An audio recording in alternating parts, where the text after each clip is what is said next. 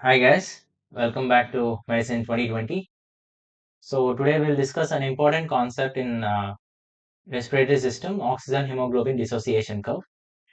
We'll briefly cover the concept and as well as some hidden facts which will help you understand this very easily.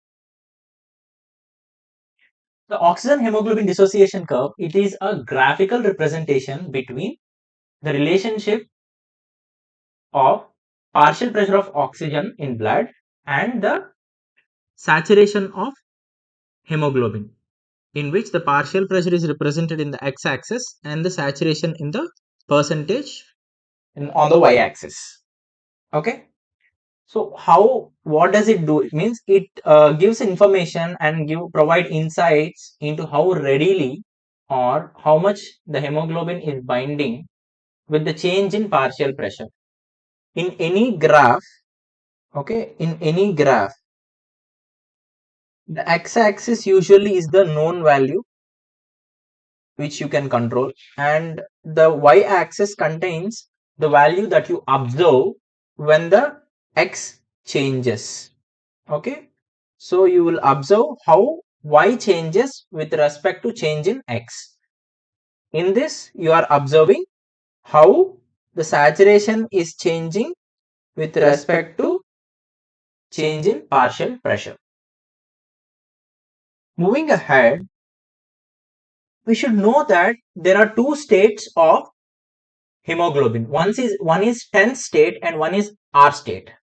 Okay, tense state is when the hemoglobin is tightly bound. It has two chains, two alpha and two beta chains, and they are tightly bound, and there is no scope for binding of oxygen.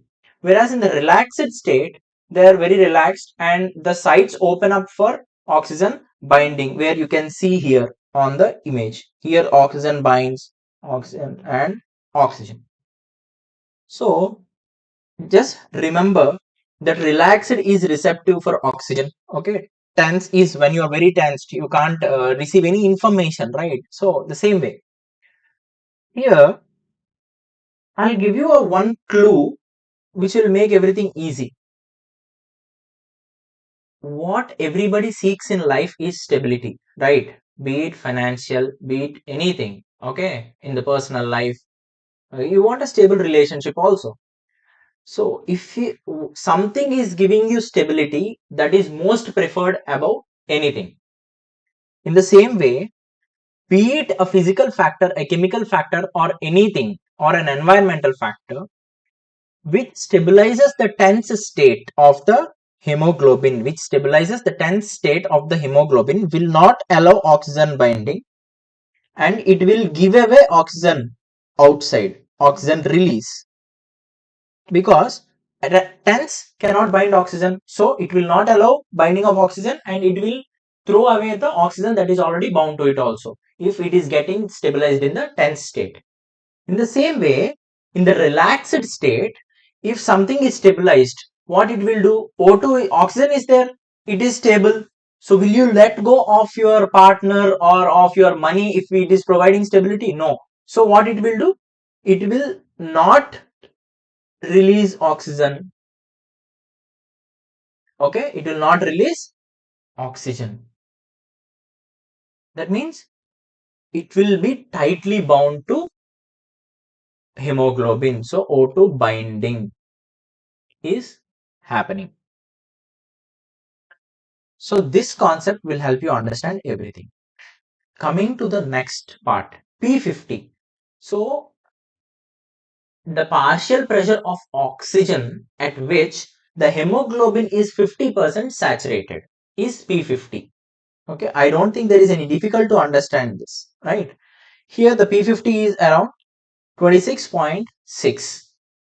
You can take it as 27 also, not a problem. If the question is asked very precisely, you can say 26.6. So at this point, the hemoglobin is 50% saturated.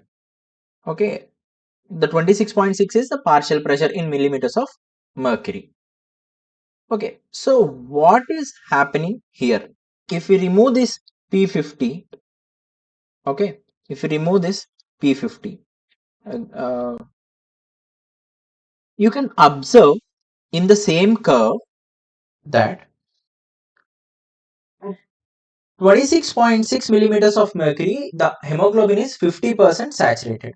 Whereas when it comes to 75%, see here, it is nearly 40. 40 is nearly 40%. 40 is the partial pressure. Whereas about 90% saturation, okay, about 90% saturation, the partial pressure is around 60. Okay, the partial pressure is around 60. Between 90 and 100, see how much variation is there. This curve is very flat. It's almost a plateau. That means when the difference is 100, like even 40 millimeters of mercury will bind only 10% saturation, will increase only 10% saturation. Why is this useful? Because even if the atmospheric pressure falls so much that the partial pressure of oxygen falls by 40 millimeters of mercury, the hemoglobin is still 90% saturated. That will help you in preventing hypoxia in hypoxic conditions. Okay. Whereas at the tissue level, you can see this steep, right? You can see this steep. At the tissue level, when the partial pressure is around 40, see the release of oxygen, the saturation will just fall in around 14 millimeters of mercury. It is giving out 25% oxygen. Whereas here also from 60 to 40, 20 millimeters of partial pressure, 20 millimeters of mercury partial pressure, it is giving out 25% of oxygen. So nearly 34 millimeters of mercury will give out 50% of oxygen. So it helps preventing hypoxia to the tissues by releasing more oxygen with less partial pressure difference. Okay.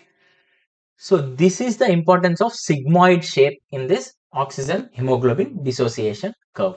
So we'll see what are the factors that affect this. As we discussed in the previously, this portion of the curve is in the lungs because that is where the partial pressure of oxygen is around 90 to 120. In between that, maximum of the times it is around 105 millimeters of mercury. And here this is the tissue portion. Okay, this is the tissue portion where the oxygen concentration is low. The factors affecting is 2,3-BPG. This is a byproduct of Rappaport Lubring shunt. Okay, RBL shunt. It is a part of glycolysis.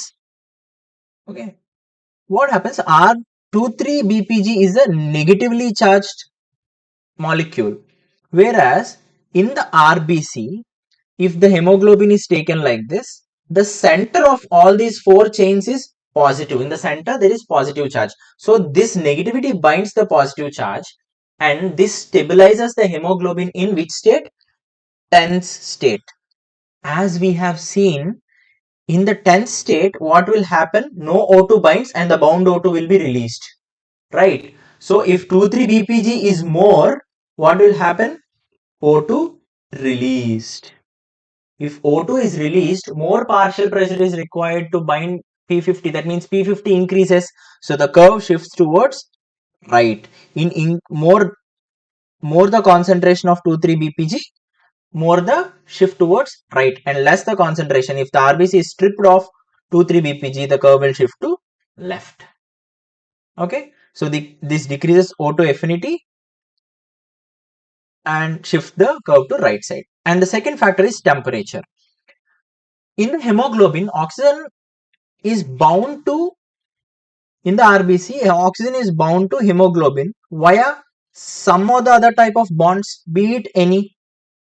If this is the bond between oxygen and hemoglobin, increased temperature will sever these bonds and they destabilize the interaction between oxygen and the hemoglobin.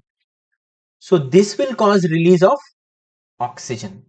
If the oxygen is released, the curve is shifted to right side. At the lower temperatures, it is shifted to left side. The temperature here in the sense body temperature. So in exercise, when you need more oxygen, the basal metabolic rate increases, the basal body temperature increases, and this favors the release of oxygen from hemoglobin. Okay. Following this, we have pH. Another term which we can use is protonation. Protonation is nothing but H plus. Log of H plus is pH, right? In acidic pH, that is when the H plus increases and the pH decreases, the curve will shift to right side, because this acidic pH protonation stabilizes the tense state. Okay. Whereas in the basic or alkaline pH, the curve shifts to the left side because it stabilizes the relaxed state. Got it? Moving forward, all these factors together, what can be done? See here, we have discussed every factor except the PCO2, right? What happens if PCO2 is bound to the hemoglobin? We have something called BOHR, Bohr's effect, where increased concentration of CO2 or partial pressure, actually PCO2, will displace the oxygen or will release oxygen from HB, hemoglobin, right? This is Bohr's effect, as we all know. So if the concentration of CO2 increases, there is release of oxygen, which makes the curve shift to right side. And different types of globin chains which bind the oxygen, that is myoglobin. Now, why myoglobin is having left shift is what we should see. Okay. It has a single binding site for oxygen. Okay. Where it has high affinity. Why it should have high affinity? Because muscles should store oxygen for any quick activity. For suppose a dog is chasing you and you are waiting for oxygen to go into your muscles. Okay, let them go to the muscle molecules. Now run. It's not possible. It will bite you and leave. Right? There is no point. So it acts as oxygen storage. In case of exercise, when the temperature increases and the pH decreases, the curve will shift towards right, and this will release the oxygen from the myoglobin for quick response. And not only that, it prevents anaerobic metabolism by storing oxygen. Okay, got it? In case of hypoxia, it protects the muscle from running out of oxygen. Fetal hemoglobin. Why it should have more affinity? Because imagine that this is the placenta layer. On the one side you have maternal circulation, and on the opposite side you have fetal circulation. Fetal and maternal.